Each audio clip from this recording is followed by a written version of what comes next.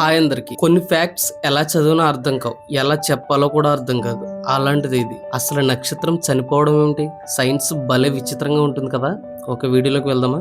మనం రాత్రుల్లో ఆకాశం వైపు చూస్తే మిలియన్ల కొద్ది నక్షత్రాలు కనబడతాయి, కానీ అవన్నీ నక్షత్రాలు కావు, వాటి కాంతి. సరే, మరి నక్షత్రం లేకుండా కాంతి ఎలా వస్తుంది? ఇంపాసిబుల్ కదా.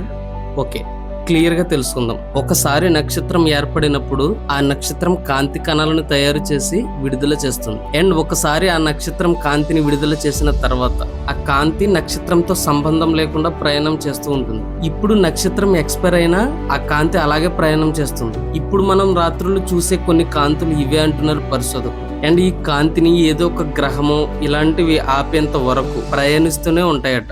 అండ్ శూన్యంలో ఉండే కాస్మిక్ డిస్టెన్స్ చూద్దాం ఒకసారి.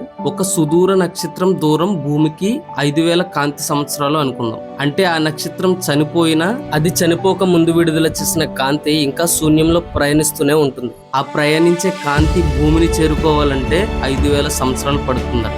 మీరు వెంటనే ఒక టార్చ్ లైట్ తీసి స్విచ్ ఆన్ చేసి ఆఫ్ చేస్తారు. ఆ డౌటే నాకు కూడా వచ్చింది. కానీ కాంతి వేగం చాలా ఎక్కువ, పర్ సెకండ్ 3 లక్షల కిలోమీటర్లు. అండ్ మన రూమ్ సైజ్ చాలా చిన్నది కాబట్టి టార్చ్ లైట్ ఆన్ చేసి ఆఫ్ చేయగానే ఆ చివరి కాంతి కణం గోడను తాకడానికి పట్టే సమయం సెకనులో 1/4 వంతు అవుతుంది. అందువల్ల అతి తక్కువ సమయాన్ని మన కళ్ళు కనిపెట్టలేవు. కానీ అసలు నక్షత్రాలు ఎందుకు చనిపోతాయి? నక్షత్రాల్లో ఇంధనము ఉంటుంది, హైడ్రోజన్ గ్యాస్. ప్రతి నక్షత్రం ఒక పెద్ద వాయుగోళం లాంటిది, చిన్నగా ఊహించుకోకూడదు. నక్షత్రం కేంద్రంలో విపరీతమైన ఒత్తిడి వల్ల, వేడి వల్ల హైడ్రోజన్ అణువులు ఒకదానితో ఒకటి కలిసి హీలియం గా మారుతాయి. దీనినే న్యూక్లియర్ ఫ్యూజన్ అంటారు. అండ్ ఈ ప్రక్రియ వల్లే నక్షత్రంలో కాంతి వస్తుంది. అండ్ నక్షత్రం వెలుపల గురుత్వాకర్షణ శక్తి ఉంటుంది. ఇది లోపలికి నెడుతూ నక్షత్రాన్ని ముక్కలు చేయడానికి చూస్తుంది. అండ్ దీనిని న్యూక్లియర్ ఎనర్జీ లోపల నుండి బయటకు నెడుతూ నక్షత్రాన్ని కుదించుకుపోకుండా కాపాడుతుంటాయి. ఈ 2 ఎనర్జీస్ కలిసి సమానంగా ఉన్నంత కాలం నక్షత్రం స్థిరంగా వెలుగుతుంది. కోట్ల సంవత్సరాలు గడిచిన తర్వాత లోపల నుండి బయటికి నెట్టే శక్తి ఉత్పత్తి తగ్గిపోతుంది.